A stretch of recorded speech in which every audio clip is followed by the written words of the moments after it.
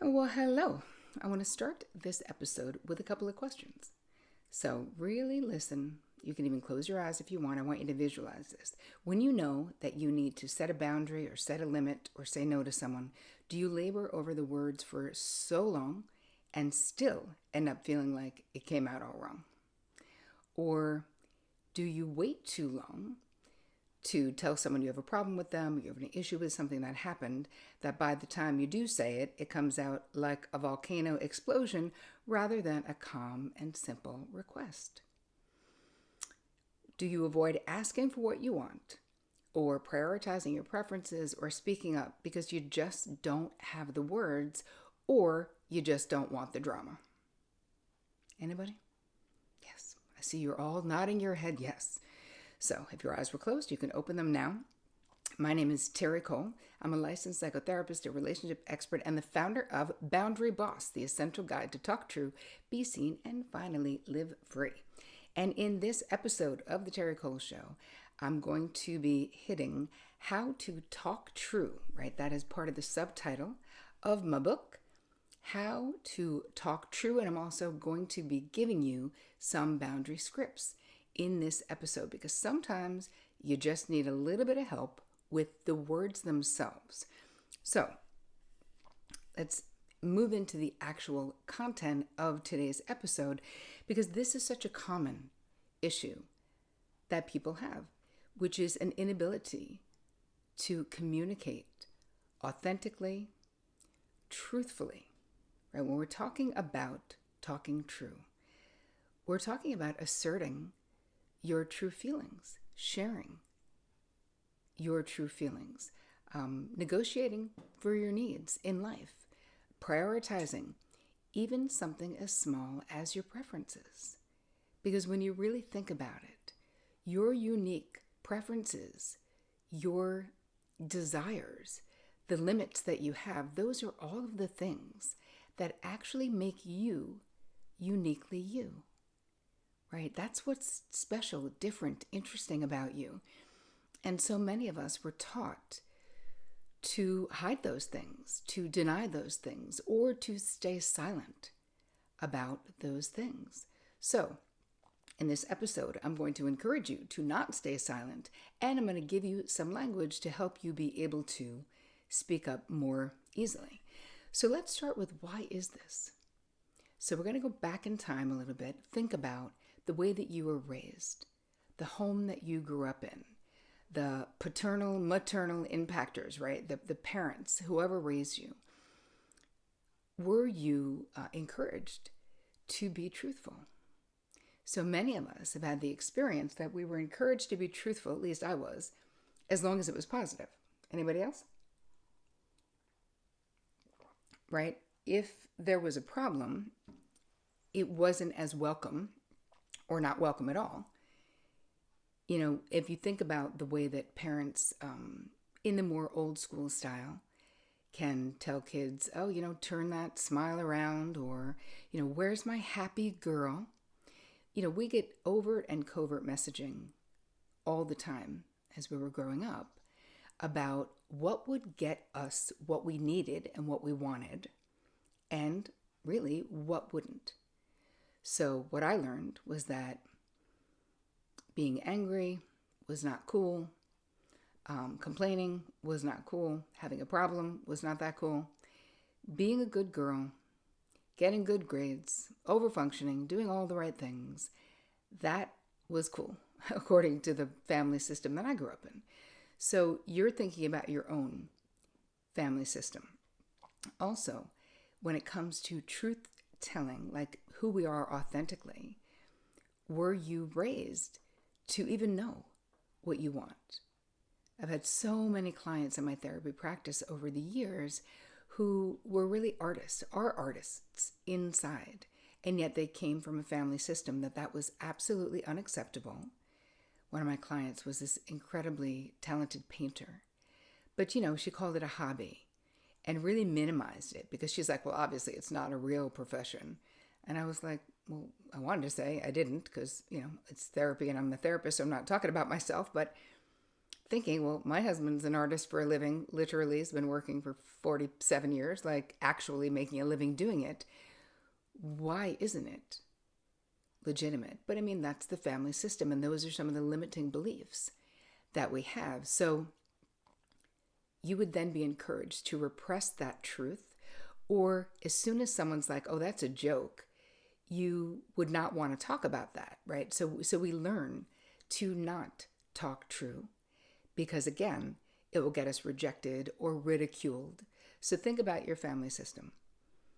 And also, were you interested in a particular sport, let's say, but one of your parents wanted you to follow in their footsteps and take up lacrosse instead of whatever you wanted to take up, soccer or whatever it is. We are all influenced heavily by modeled behavior in our family of origin, but it's also the way that the adults in our life interacted with us around our truth.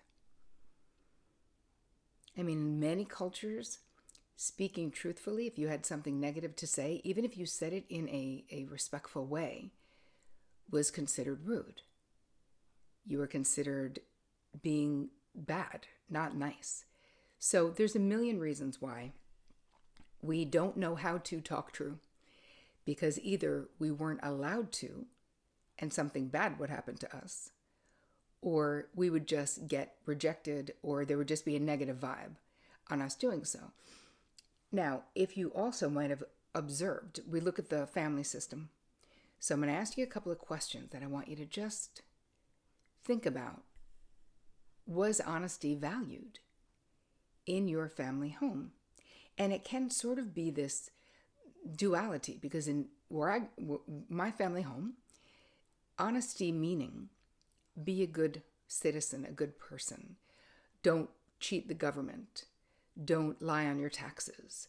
Don't take something that isn't yours. I mean, literally basic stuff of honesty, but that was very much valued. It would not have been cool. I remember years before my father died, I was doing some kind of work, and I said to him, sometimes people pay me in cash, a copay or whatever it was. And so I report that, all of that, you report to the government, it's income. And he was like, exactly, right. Because why wouldn't you? I was like, no, I don't know. I was just checking, because of course I was asking him, because there were other people saying, well, if you get paid in cash, you don't have to claim it. But I knew in my heart of hearts that is wrong and that my father would definitely think it was wrong. So in one way, acting truthfully was valued, but speaking truthfully was not. When it had to do with feelings, if it was messy, if it was, because really my folks didn't have the skills to do it themselves. So how the heck could they teach us to do it when they didn't know how to do it, right? There was effective communication is something that you actually have to learn, and you have to want to learn it. Most people don't just know it, because within family systems, we have all of these silent agreements. No one has to tell us what they are. We know by just being a part of that family. And depending on the culture and your unique family system, you know exactly what those silent agreements were. I know exactly what mine were. So back to the questions, long way around the barn to get back to the questions, which were your parents honest about their feelings? Did they talk about feelings? I'm going to say no in my family system. I don't know about you, but they didn't. Mine. Although sometimes they were acted out. So here's the thing about feelings and the importance of talking true is that they don't just go away because they're inconvenient. They don't just go away because we're afraid. They don't just go away because someone else won't like them. But they do go underground. And this becomes really confusing to try to figure out how you feel when you're constantly shoving it down into the basement. But the energy of that still informs your behavior. If you feel frustrated about not being seen, not speaking up doesn't make that frustration go away. Of course, it only exacerbates it, obviously. Okay, were either of your parents people pleasers? Right? Who would rather sort of lie or tell a white lie? There's all these ways that we justify and excuse being dishonest. Would they rather do that than offend someone else? So instead of saying that they couldn't make the neighborhood barbecue because of whatever they thought was a good plan, they said somebody was sick or they had to work, even if it wasn't true. Or maybe you do that now. Were you taught that lying was okay to get out of a jam? I was not taught that, but that doesn't mean that in my teens and 20s, early 20s, that I didn't do that. I had a really sobering experience with one of my earliest therapists, because I was in therapy when I was in college. And I remember I was just talking to her and I was like, oh, I was late to work because I had a job while I was in school. And I said, I was late today. I'm so tired. So I just told them I got a flat tire. And she said, okay. And by the end of that session, she said, okay, so today in our session, we've established that you're someone who lies. And I was like, what? What are you talking about? And she was like, well, saying that you had a flat tire when you didn't is lying to get out of taking responsibility for being late. And I was like, oh my gosh, Bev, that is hardcore, man. But she was right.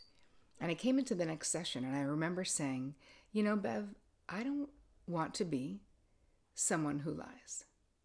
And she's like, okay, we'll work on that. And she really helped teach me the value of my word, of keeping my word, of talking true, that it actually matters because it's not just, quote unquote, the right thing to do.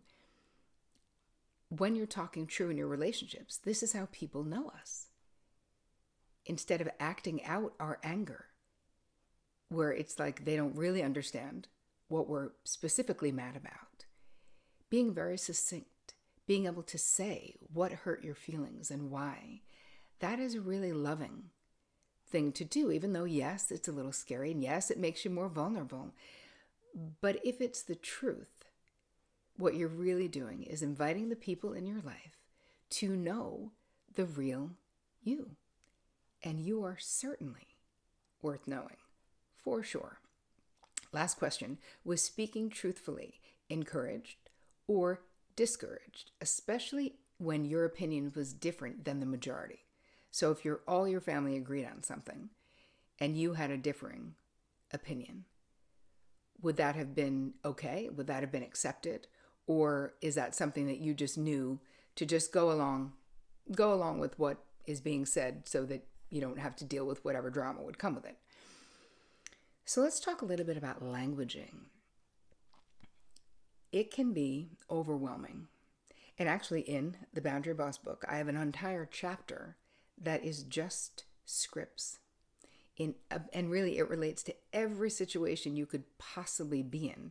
Things to say when you run into your ex, you have to confront your boss, everything from talking to your mother-in-law about something, to a friend, to someone who gives you auto advice. Like we just did every single solitary category because we really do need the words. It's very helpful, but I'm going to give you some today that you can walk with.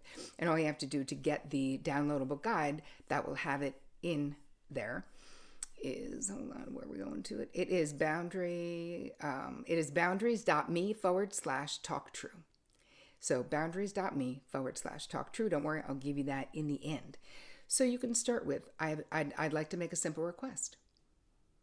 So when we want to tell someone we have a problem with something, these are more sentence starters. I'd like to make a simple request that you let me know if you're going to be late. That's my simple request. Rather than, I'm so pissed, you're such a thoughtless idiot, you're so self-centered, like all the things, like if we don't say it, eventually we end up being that volcano and blowing up. I wanted to bring something to your attention is a good sentence starter when you would like to share, when you want to talk true. I wanted to revisit what happened last Wednesday, or last summer or in 1992. I mean, my feeling about the statute of limitations when it comes to talking true, I don't think there is any. Now, of course, as you become more of a boundary boss, as you will learn when you buy my book, it's so much easier to do it in the moment where you are right there. It becomes second nature. But in the beginning, just like learning any new skill, it takes a minute. And for some reason, my clients always felt like, well, I blew it. It's too late. I can't say anything now. And I'm like, hello, of course not. I wanted to revisit what happened in 1992, October 10th. Now, some people will be like, that's so long ago, but you are the decider. If you still have something that's bothering you, then you have the right and an obligation to your relationships. I think if they're good relationships, you want them to be, to tell the truth about where you're at. If you want to say no to something, but you want a little time, you can say, thank you for thinking of me. I'll have to check my calendar. I'll have to check with my girlfriend, boyfriend, brother, parent, whoever. If someone is trying to wear down your no, you can say, my answer is non-negotiable. I've already answered. You've asked, I've answered. That's another one to talk true. You can say, just no thanks. So funny. We always feel like it's got to be like this elaborate thing of like, I need to tell them why. I need to have a good enough reason for not doing it. You really don't. You really don't. How about I just don't want to? Which I think is really interesting, but I get like so mad if someone is asking me like, well, why can't you do it? I will say, I mean, I can do it. I just don't want to. Depending on what the thing is, if they're pushing it. I mean, listen, that's not my go-to first response, but sometimes when people are pushing it, I've already said no. I actually don't have to tell you squat about why I said no. You just need to respect my no. That is how it goes. Another tactic where you can flip the script if someone is, you want to talk true, and they are asking you an intrusive question. And this is from Kasia Urbaniak, who is a power dynamic expert. I talk about her work quite a bit because she's very smart and genius. And she teaches us to question the question. So if someone asks you something insensitive, so how did that person die? You can say, why would you ask me that? You can say it without a lot of heat. It doesn't even have to be judgmental. But you are now flipping the script back to them because it requires the person to say, especially if it's an inappropriate question, for them to just admit, oh, I don't know, I was just curious. You know what is not my problem? Your morbid curiosity does not have anything to do with me. So no, I'm not doing that. But I find that saying either, why would you ask me that? Or why would you want to know that? Those are two very impactful and effective ways of stopping someone who is asking you something that you find intrusive. Because anytime I've ever used it, the person is like, oh, I don't know, I'm sorry, was that intrusive or was whatever? And I would say, kind of, or I don't feel like talking about it, or no, like I'm not talking about it. And it's a way of doing it without a lot of drama. So those are some ideas. I've got a couple of other ones that I've included in the guide for you. So I want to know, where is it the most difficult for you to talk true? So you can drop your comments anywhere where this is going to be posted, which you might be listening to the podcast, you might be watching it on YouTube. To get the guide, go to boundaries.me/talk true. And also all the information you need to order the book is right there too. So please do, if you're here, if you like my stuff, I'm a first-time author. It would be really kind of you, if you can afford it, to buy my first book. Give it as a gift if you feel like you're already a boundary boss. And if you're not, it's the most important work of my life. And since you people are the reason I do all of the things that I do, I just want to say thank you for your support, because so many of you have already bought it, but more is better. So to be continued. And as always, take care of you.